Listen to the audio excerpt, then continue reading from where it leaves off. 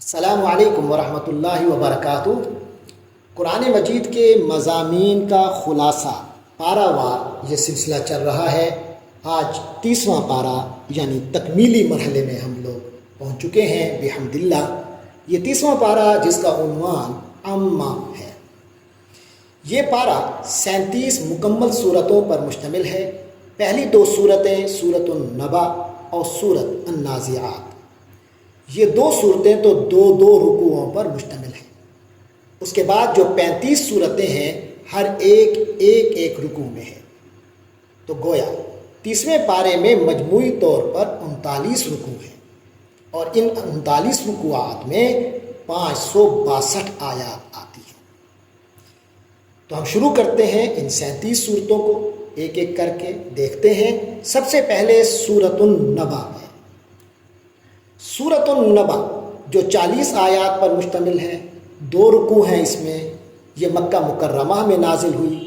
اس صورت میں قیامت کے متعلق کافروں کے شک اور تردد کی نفی کی گئی ہے، اور قیامت کا نقشہ کھینچا گیا ہے، اور واضح کیا گیا ہے کہ سرکشوں کے لیے عذاب ہے جس میں اضافہ ہی ہوتا رہے گا، اور متقین کے لیے انعام و اکرام ہے۔ اس دن فرشتے میدان حشر میں صف باندھے کھڑے ہوں گے، بغیر اجازت کوئی نہیں بول سکے گا۔ اس دن کفار تمنا کریں گے کہ کاش ہم مٹی ہو جاتے۔ وَيَقُولُ الْكَافِرُ يَا لَيْتَنِي كُنْتُ تُرَابًا۔ صدق اللہ العظیم۔ اس کے بعد سورۃ النازعات ہے۔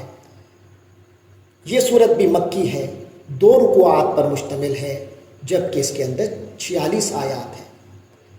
اس سورت میں بھی قیامت کا ذکر ہے، اور کفار و مشرکین کی بے باکی و بے شرمی کی کیفیت کے جواب میں فرمان باری ہے کہ قیامت کے دن ان کے دل دھڑک رہے ہوں گے، دہشت، ذلت اور ندامت کی وجہ سے ان کی نظریں جھکی ہوں گی۔ اللہ تعالیٰ دنیا میں بھی عذاب کے چند نمونے دکھا دیتا ہے۔ اس حوالے سے تاریخی شہادت کے طور پر فرعون کا ذکر کر کے بتایا کہ اس کا انجام یاد رکھو، اور ساتھ ہی فرما دیا کہ یہ کافر جس دن اس قیامت کو دیکھیں گے تو ان کو اس دنیا کی حقیقت اور کم قدری اس وقت یقیناً معلوم ہو جائے گی، جو اب انہیں معلوم نہیں ہو رہی۔ اس کے بعد تیسری سورت عبس۔ یہ اب ایک رکوع والی تمام صورتیں آ رہی ہیں۔ یہ سورت بھی مکہ میں نازل ہوئی، اس کے اندر 42 آیات ہیں۔ اس میں رحمت دو عالم حضرت محمد مصطفیٰ صلی اللہ علیہ وسلم کے بارے میں آتا ہے کہ ایک موقع پر سرداران قریش کو دعوت اسلام دینے میں آپ مصروف تھے۔ اس موقع پر ایک نابینا صحابی حضرت عبداللہ ابن ام مکتوم رضی اللہ عنہ حاضر ہوئے، اور انہوں نے نبی پاک صلی اللہ علیہ وآلہ وسلم کی توجہ اپنی طرف حاصل کرنی چاہیے۔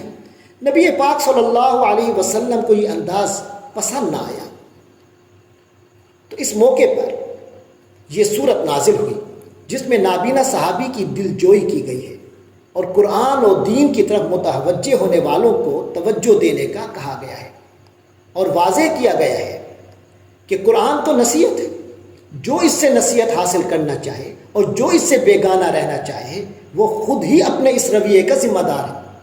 اس کے علاوہ قیامت کے احوال کے حوالے سے بھی بتایا گیا ہے کہ ایمان والوں کے چہرے قیامت کے دن روشن ہنسنے والے ہوں گے، جبکہ کفار کے چہرے سیاہ ہوں گے۔ وجوہ یومئذ، فرمایا وجوہ یومئذ مسفرہ ضاحکۃ مستبشرہ، یہ ہوں گے مومنین کے چہرے، ایمان والوں کے چہرے، جبکہ دوسری طرف کافروں کے چہرے ووجوہ یومئذ علیہا غبرہ ترہقہا قاترہ اولئک ھم الکفرۃ الفجرہ۔ صدق اللہ العظیم۔ اس کے بعد اس پارے کی چوتھی سورت سورۃ التکویر، یہ بھی مکہ مکرمہ میں نازل ہوئی، 29 آیات پر مشتمل ہے۔ اس سورت میں بھی قیامت کا منظر کھینچا گیا ہے کہ وہ ایسا دن ہوگا کہ اس دن کائنات کی کوئی بھی چیز محفوظ نہیں ہوگی۔ سورج، چاند، ستارے، پہاڑ اور سمندر سب ریت کے گھروندے ثابت ہوں گے۔ اس کے بعد اللہ تعالیٰ نے 4 قسمیں کھا کر قرآن مجید اور نبی پاک صلی اللہ علیہ وسلم کی نبوت اور رسالت کی حقانیت کو بیان فرمایا ہے۔ نیز یہ اللہ کا کلام ہے جو تمام عالم کے لیے نصیحت ہے۔ ان هو الا ذکر للعالمین لمن شاء منکم ان یستقیم وما تشاءون الا ان یشاء اللہ رب العالمین صدق اللہ العظیم۔ اس کے بعد اس پارے کی 5ویں سورت سورۃ الانفطار، یہ بھی مکہ مکرمہ میں نازل ہوئی، اس میں 19 آیات ہیں۔ اس سورت میں اس چیز کا بیان ہے کہ انسان ظاہری دنیا میں ریچھ کر اپنے پروردگار کے بارے میں دھوکے میں پڑا ہوا ہے، اس کے احسانات بھلا کر نافرمانی اور ناشکری پر اتر آیا ہے۔ قیامت کے دن حقیقت واضح ہو جائے گی اور 2 قسم کے انسان سامنے ہوں گے، نیک جن کا ٹھکانہ جنت ہے اور فجار ان کا ٹھکانہ دوزخ ہے۔ اس پر پہلا پاؤ بھی مکمل ہوتا ہے، پھر دوسرا پاؤ شروع ہوتا ہے اور 6ٹھی سورت ہمارے سامنے آتی ہے سورۃ المطففین، یہ بھی مکہ مکرمہ میں نازل ہوئی، 36 آیات پر مشتمل ہے۔ اس سورت میں لین دین کے مختلف اصول اور پیمانے برتنے والوں انسانوں کے حقوق غصب کرنے والوں کے لیے بربادی کی وعید ہے۔ قیامت کی ہولناکیوں کا ذکر کر کے بتایا گیا ہے کہ دنیا میں ظاہری حالت کی وجہ سے مجرم اور سرکش نیک لوگوں کا مذاق اڑاتے تھے، تو قیامت کے دن نیک لوگ ان پر ہنسیں گے۔ اس کے بعد 7ویں سورت سورۃ الانشقاق، یہ بھی مکہ مکرمہ میں نازل ہوئی، اس میں بھی قیامت کی ہولناکیوں کا اس انداز میں ذکر ہے کہ آسمان پھٹ جائے گا اور جب حساب لیا جائے گا تو کچھ لوگوں کو نامہ اعمال ان کے دہنے ہاتھ میں دیا جائے گا اور وہ خوش ہوں گے اور جنت میں جائیں گے، اور جن کے نامہ اعمال پیٹھ کے پیچھے دیے جائیں گے وہ جہنم میں جائیں گے۔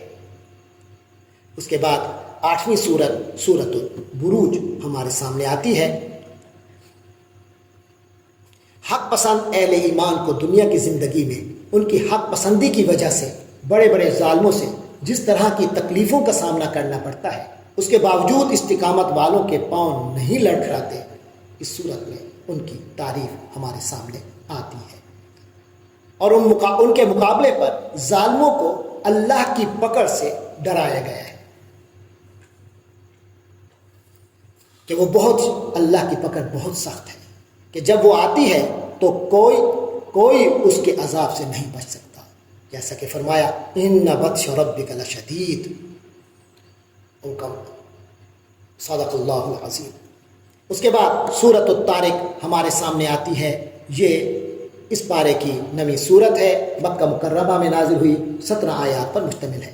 اس سورت میں اللہ تعالیٰ نے آسمان اور رات کو چمکنے والے ستارے کی قسم کھا کر فرمایا ہے کہ ہر انسان پر نگہبان فرشتے مقرر ہیں۔ انسان اپنی تخلیق پر غور کرے، اللہ کی تدبیر کے مقابلے پر انسانی چال کچھ نہیں کر سکتی۔ دنیا کی بظاہر پر رونق زندگی اور اللہ تعالیٰ کا فوری طور پر نہ پکڑنا دراصل کافروں کے لیے ڈھیل ہے، جو بالآخر عذاب الہی میں گرفتار ہو کر رہیں گے۔ لہذا فرمایا إِنَّهُ لَقَوْلٌ فَصْلٌ وَمَا هُوَ بِالْهَزْلِ إِنَّهُمْ يَكِيدُونَ كَيْدًا وَأَكِيدُ كَيْدًا فَمَهِّلِ الْكَافِرِينَ أَمْهِلْهُمْ رُوَيْدًا صدق اللہ العظیم۔ اس کے بعد 10ویں سورت اور قرآن مجید کی 87 نمبر سورۃ الاعلیٰ ہمارے سامنے آتی ہے۔ اس سورت میں اللہ تبارک و تعالی کی تسبیح کا حکم دیا گیا ہے اور بتایا گیا ہے کہ اسی نے انسان کو پیدا کیا اور اس کے وجود کو متوازن بنایا، اس کے لیے رہنمائی کا بندوبست کیا، اس کے ارد گرد کی رنگا رنگ اور تغیر پذیر کائنات کی تخلیق کرنے والی ذات بھی اسی رب اعلیٰ ہی کی ہے۔ نبی اکرم صلی اللہ علیہ وسلم وحی کے ابتدائی دور میں حفاظت قرآن کے حوالے سے بہت زیادہ فکر مند تھے، تو اللہ تعالیٰ نے آپ کو تسلی دیتے ہوئے فرمایا کہ ہم آپ کو اس طرح پڑھا دیں گے کہ آپ بھول نہیں سکیں گے، الا یہ کہ اللہ تعالیٰ خود آپ کو کوئی بات بھلانا چاہے۔ آپ اپنے کار نبوت میں لگے رہیں، لوگوں کو نصیحت کرتے رہیں۔ اس کے بعد انسانیت کی کامیابی کا نسخہ عطا فرماتے ہوئے یہ بھی فرمایا کہ وہ شخص کامیاب ہے جس نے اپنی ذات کو پاک کر لیا، قد افلح من تزکا، اور اپنے رب کے نام کا ذکر کیا، وذکر اسم ربہ، اور نماز ادا کی، فصلی۔ لیکن عمومی انسانی مزاج یہ ہے کہ دنیا کو آخرت پر ترجیح دیتے ہیں، حالانکہ آخرت تو ہمیشہ رہنے والی ہے۔ والآخرۃ خیر وابقی، بہتر ہے، بہترین ہے اور ہمیشہ رہنے والی ہے۔ پھر اس کے بعد وضاحت کی کہ یہی اصول گزشتہ آسمانی صحیفوں میں بھی ہے۔ ان میں 2 انبیاء کے صحائف کا نام لے کر ذکر فرمایا، حضرت ابراہیم علیہ السلام کا اور حضرت موسیٰ علیہ السلام کا، جیسا کہ فرمایا ان ھذا لفی الصحف الاولی صحف ابراہیم و موسیٰ۔ اس کے بعد سورۃ الغاشیہ ہمارے سامنے آتی ہے۔ یہ اس پارے کی 11ویں سورت ہے۔ غاشیہ یعنی ڈھانپ لینے والی۔ یہ قیامت کی صفات میں سے ایک صفت ہے کہ اس کی ساری ہولناکیاں مخلوق کو ڈھانپ لیں گی۔ اس میں قیامت کے اس پہلو کو سامنے لایا گیا ہے، اور یہ اس دن کفار کے چہرے جھلسے ہوں گے جبکہ مومنوں کے چہرے تر و تازہ ہوں گے۔ اس صورت میں عبرت پذیری کے نقطہ نظر سے اونٹ، آسمان، پہاڑ اور زمین کی تخلیق پر غور کرنے کی ترغیب بھی دی گئی ہے، اور حضرت محمد صلی اللہ علیہ وسلم کو بھی ہدایت دی گئی ہے کہ آپ صلی اللہ علیہ وعلی آلہ وسلم اپنے کار نبوت کو ادا کرتے رہیے، ان کا حساب کتاب تو ہمارے ذمے ہے۔ اس کے بعد آدھا پارہ مکمل ہوتا ہے، نصف، اور ہمارے سامنے 12ویں سورۃ الفجر آتی ہے۔ فجر 10 راتوں جفت اور طاق، اور جب رات جانے لگے کی قسم کھا کر ارشاد فرمایا کہ عقل والوں کے لیے اس کے اندر بڑی بات پائی جاتی ہے۔ اس صورت میں گزشتہ اقوام میں سے قوم عاد، قوم ثمود اور فرعون کے بارے میں بتایا کہ انہوں نے اپنی طاقت اور رسوخ کے بل بوتے پر بڑا فساد پھیلایا ہوا تھا۔ بالآخر اللہ نے ان پر عذاب کا ایسا کوڑا برسایا کہ انہیں تہس نہس کر کے رکھ دیا۔ اس کے بعد عمومی انسانی فطرت کو سامنے رکھا کہ جب انہیں کوئی نعمت ملتی ہے تو وہ اپنے آپ کو عزت دار سمجھتے ہیں، اور جب انہیں مال کی تنگی کا سامنا کرنا پڑتا ہے تو وہ اپنے رب کا شکوہ کرنے لگ جاتے ہیں، حالانکہ ان کی اپنی حالت یہ ہوتی ہے کہ وہ کمزور طبقوں کا خیال رکھتے نہیں، اور حرص اس قدر ہوتا ہے کہ ہر چیز اپنے لیے سمیٹ لیتے ہیں۔ اس کے بعد قیامت کے چند احوال اور جزا و سزا کا قانون یاد دلا کر گویا یہ احساس دلایا گیا ہے کہ دنیا کی زندگی اصل نہیں ہے، تمام تر تیاری اور حوصلہ آخرت کی زندگی کے لیے رکھو۔ اس کے بعد 13ویں سورت اس پارے کی سورۃ البلد مکہ مکرمہ میں نازل ہوئی۔ اس کے اندر 20 آیات ہیں۔ اس سورت میں چند قسموں کو ثبوت کے طور پر پیش کر کے کہا گیا ہے کہ آرام و راحت صرف قانون الہی کے مطابق زندگی گزارنے میں ہے۔ انسان کی شکر گزاری یہ ہے کہ انسانوں کو غلامی قید سے چھڑائے، یتیموں مسکینوں کی مدد کرے، انسان بھوکوں کو کھانا کھلائے اور آپس میں حق کی وصیت کرتا رہے اور آنے والی مشکلات پر صبر کرے۔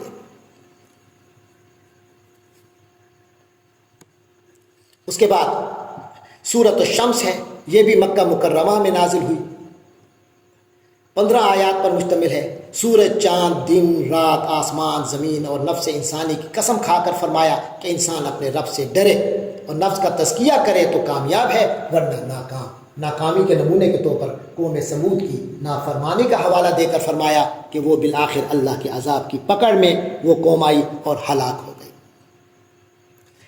اس کے بعد سورۃ اللیل ہمارے سامنے آتی ہے۔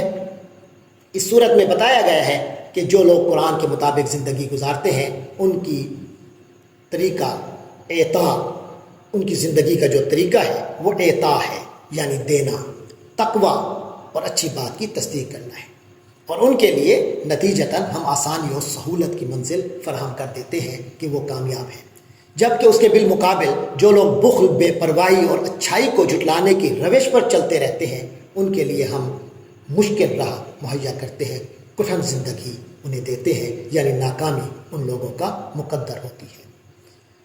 اس کے بعد قرآن مجید کی سورت نمبر 93 الضحیٰ اور اس پارے کی 16 نمبر سورت، یہ مکہ مکرمہ میں نازل ہوئی، اس میں 11 آیات ہیں۔ یہ سورت مکہ میں اس وقت نازل ہوئی جب نبوت کے ابتدائی دور میں حضرت محمد صلی اللہ علیہ وسلم سے اللہ تعالیٰ نے کسی حکمت کی خاطر کچھ دیر کے لیے سلسلہ وحی موقوف رکھا۔ اس پر اہل مکہ نے پروپیگنڈا کیا کہ اس کے رب نے اس کو چھوڑ دیا ہے۔ یہاں اللہ تعالیٰ نے قسم کھا کر فرمایا کہ آپ صلی اللہ علیہ وسلم کے رب نے نہ تو آپ علیہ السلام کو چھوڑا ہے اور نہ ہی آپ سے ناراض ہے۔ نیز تسلی دی کہ آپ کی زندگی کا ہر آنے والا دور پہلے دور سے بہتر ہوگا اور اللہ تعالیٰ آپ پر اس قدر عنایتیں فرمائے گا کہ آپ علیہ الصلاۃ والسلام راضی ہو جائیں گے۔ اس خوشخبری کی تائید میں آپ کے ماضی کے 3 احوال کا حوالہ دے کر تلقین فرمائی کہ آپ مظلوم طبقوں کی سرپرستی فرمائیں اور اپنے رب کی نعمت کا اعتراف اور بیان کرتے رہیے۔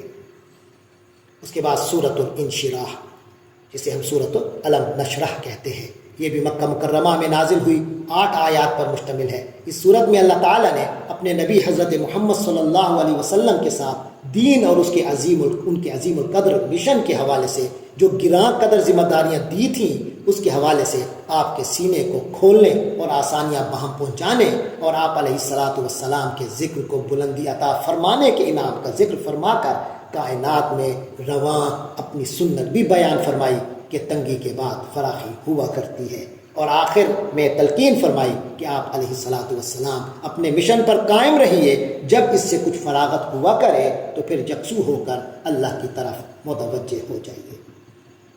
پھر سورت نمبر 95 اس پارے کی 18 نمبر سورت التین ہمارے سامنے آتی ہے، مکہ مکرمہ میں نازل ہوئی 8 آیات پر مشتمل ہے۔ اس صورت میں اللہ تبارک و تعالی نے 4 قسمیں کھا کر فرمایا ہے کہ انسان کو بہترین سانچے پر پیدا کیا ہے، اور ساتھ یہ بھی وضاحت ہے کہ انسان کو جو عظمت ملی ہے وہ ایمان اور اعمال صالحہ کی بدولت ملتی ہے، جبکہ کفر و تکذیب سے ذلت کی گہرائی میں انسان گر جاتا ہے۔ پھر اگلی سورت العلق، یہ بھی مکہ مکرمہ میں نازل ہوئی، جبکہ اس کی پہلی 5 آیات ہیں وہ تو قرآن کی سب سے پہلی وحی ہے۔ مجموعی طور پر سورت العلق میں 19 آیات ہیں۔ تو یہ سورت جس کی ابتدائی 5 آیات سب سے پہلی وحی کی صورت میں نازل ہوئی، اس میں رب کے نام کو بنیاد بنا کر پڑھنے کا حکم ہے، اور ساتھ ہی اس کی تخلیق اور قلم کے ذریعے اس علم کے فروغ، اس طرح تمام مخلوقات پر انسان کی فضیلت کا ذکر ہے۔ اس کے علاوہ اس صورت کے آخری حصے میں اس بات کا ذکر ہے کہ آخرت سے لاپرواہ انسان کے لیے مال و دولت انسان کی سرکشی کا ذریعہ بن جاتے ہیں۔ اس طرح وقت کے فرعون ابو جہل کی صفات اور انجام کا ذکر ہے۔ اس کے بعد سورت نمبر 97 اس پارے کی 20ویں سورت القدر ہمارے سامنے آتی ہے، یہ بھی مکہ مکرمہ میں نازل ہوئی 5 آیات پر مشتمل ہے۔ اس صورت میں بتایا گیا ہے کہ جس رات میں قرآن نازل کیا گیا ہے اس کی عظمت کا حال یہ ہے کہ یہ رات 1000 مہینوں سے بہتر ہے۔ اس میں قرآن مجید سے اپنی نسبت اور تعلق مضبوط کرنے کی انتہائی ترغیب ہے، اور یہ بتا دیا گیا ہے کہ قرآن سے تعلق اور نسبت کتنی قیمتی شے ہے کہ زمانے کی اس گھڑی رات کو جسے قرآن کے نزول سے نسبت ہے، اس کو اللہ تعالیٰ نے زمانے کی تمام گھڑیوں اور اوقات پر اس قدر بلند و اعلیٰ مقام عطا فرما دیا ہے۔ اس کے ساتھ ہی 3 ارباع یعنی 3 ربع ختم ہوتے ہیں، ثلاثہ یعنی کہ 3 حصے اس پارے کے مکمل ہوتے ہیں، پھر آخری حصہ آخری چوتھائی شروع ہوتا ہے سورۃ البینہ سے، جو کہ 98 نمبر اور اس پارے کی 21 نمبر سورت ہے۔ یہ سورت مدینہ منورہ میں نازل ہوئی، یعنی مدنیہ ہے، اس کے اندر 8 آیات ہیں۔ اس میں یہ بتایا گیا ہے کہ آپ صلی اللہ علیہ وسلم کی ذات عالیہ خود رسالت کی ایک روشن دلیل ہے، اور یہ کہ کوئی عمل بغیر ایمان کے اور ایمان بغیر اخلاص کے معتبر نہیں ہے، اور ہر نبی نے اپنی امت کو اسی بنیاد پر دعوت دی۔ آخر میں وضاحت سے فرما دیا کہ کفر و شرک کرنے والے بدترین مخلوق ہیں، ہمیشہ جہنم میں رہیں گے، جبکہ ایمان و اعمال صالحہ والے تو بہترین مخلوق ہیں، ان کو جنت کی ابدی نعمتیں اور رب کی رضا حاصل رہے گی۔ رضی اللہ عنہ ورضوا عنہ، اور وجہ کیا ہے؟ ذالک لمن خشی ربہ، یہ ان لوگوں کے لیے ہے جو اپنے رب کی خشیت رکھتے ہیں۔ اس کے بعد سورۃ الزلزال، سورت نمبر 99، اس سورت میں قیامت کے خوفناک زلزلے کا ذکر ہے، جب زمین سب اگل دے گی اور ذرہ بھر بھی نیکی ہو یا بدی سب ظاہر ہو جائے گا۔ اس کے بعد 100 نمبر سورت العادیات، پچھلی سورت الزلزال مدینہ منورہ میں نازل ہوئی تھی، اور یہ 100 نمبر سورت العادیات مکیہ ہے، اس کے اندر 11 آیات ہیں۔ اس سورت میں اپنے مالک کی وفاداری میں سرشار دھن کی بازی لگا دینے والے گھوڑے کی قسم اٹھا کر انسان کو اپنے رب کے لیے جان و مال لٹا دینے کی ترغیب دی گئی ہے، اور ساتھ ہی یہ واضح کیا گیا ہے کہ کہ انسان مال کی شدید محبت کا اسیر ہے، جس نے بالآخر قبر میں جانے والے انسان کا ساتھ چھوڑ جانا ہے۔ یہ مال تو وہ چیز ہے جو سارا ساتھ چھوڑ جائے گا جب انسان قبر میں جائے گا، بالآخر اس انسان کو اپنے رب کے حضور پیش ہونا ہے۔ اس کے بعد سورۃ القاریہ، قیامت کی ہولناکی بیان ہوئی ہے، اور یہ واضح کیا گیا ہے کہ جب قیامت کا وقوع ہو جائے گا تو ہر چیز اپنا وزن کھو بیٹھے گی، صرف اعمال صالحہ اپنا وزن رکھتے ہوں گے اور وہی ثابت رہیں گے۔ لہٰذا اس دن جس کا پلڑا بھاری ہوگا وہ من پسند زندگی پالے گا، اور جس کا پلڑا ہلکا ہو گیا وہ جلتی آگ کا ایندھن بن جائے گا۔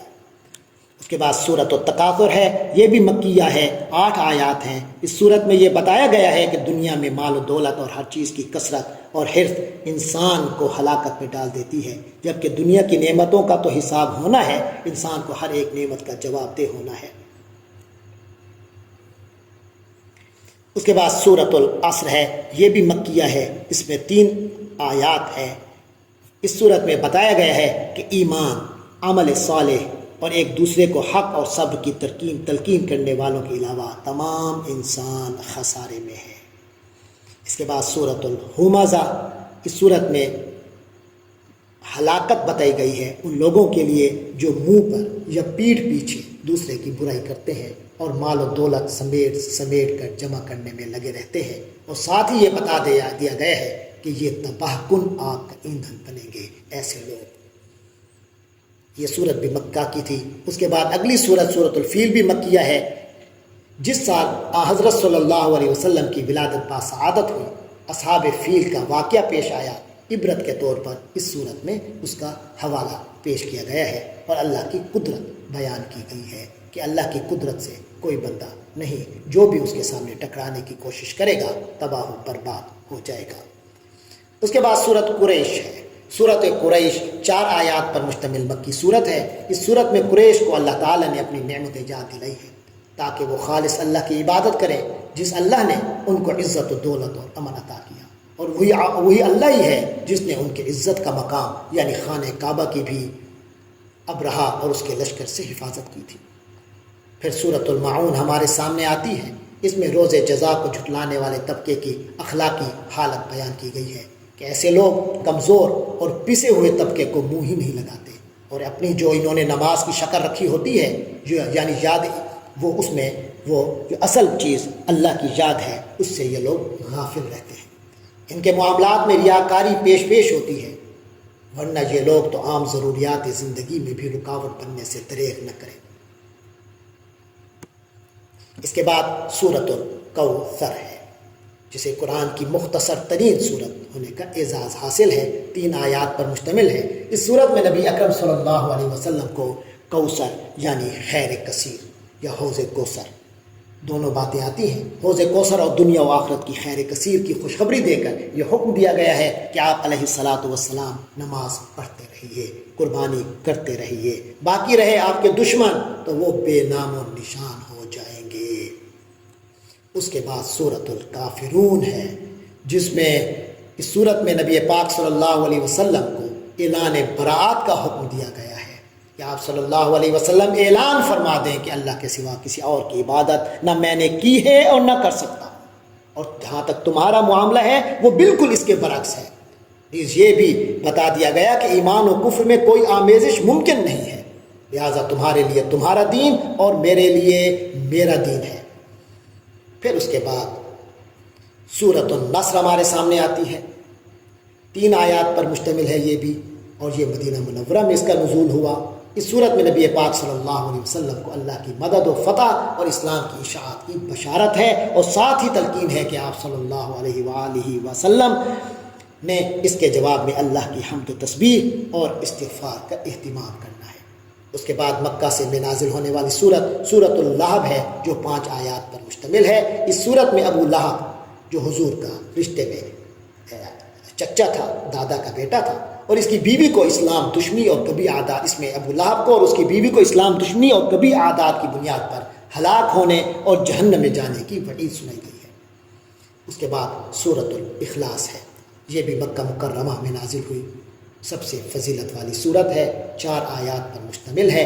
سورۃ الاخلاص میں توحید کا سبق دیا گیا ہے کہ اللہ ایک ہی ہے، اکیلا ہے، وہ ایسا بے نیاز ہے کہ کسی کا اس بن کام نہیں چلتا، وہ نہ خود کسی سے جنا گیا ہے اور نہ ہی کسی کو اس نے جنا ہے، اس کا کوئی ہمسر نہیں۔ اس کے بعد سیکنڈ لاسٹ سورت نمبر 113 سورت الفلق ہمارے سامنے آتی ہے۔ سورت الفلق ہر قسم کی برائی سے اللہ کی پناہ میں آنے کی تعلیم دیتی ہے، خصوصاً مخلوقات کے شر سے، اندھیرے کے شر سے، پھونکے مارنے والیوں کے شر سے اور حاسد کے شر سے جب وہ حسد کرے۔ اس کے بعد قرآن مجید کی آخری سورت ہمارے سامنے ہے سورت الناس، یہ بھی مکہ مکرمہ میں نازل ہوئی، اس کی 6 آیات ہیں۔ یہ قرآن مجید کی آخری سورت ہے، سورت الناس ہے۔ انسانیت کے رب، بادشاہ اور معبود کی پناہ میں آنے کی تعلیم دی گئی ہے۔ اللہ کو ان اوصاف سے اللہ کا تعارف کروایا گیا ہے اور پناہ مانگی گئی ہے۔ انسان کو پناہ کی تعلیم دی گئی ہے اس چیز سے جو انسانوں کے سینے میں چھپ چھپ کر وسوسہ اندازی کرنے والے ہیں، ان کے شر سے، چاہے وہ وسوسہ ڈالنے والا انسانوں میں سے ہو یا جنات میں سے۔ اللہ تبارک و تعالیٰ سے دعا ہے کہ وہ ہمیں قرآن مجید سے وابستہ رکھے، ہمیں اپنی ذات و صفات سے کی پناہ میں لے، شیطان کے شر سے، ہر اس برائی کے شر سے جس سے نبی پاک صلی اللہ علیہ وسلم نے پناہ مانگی۔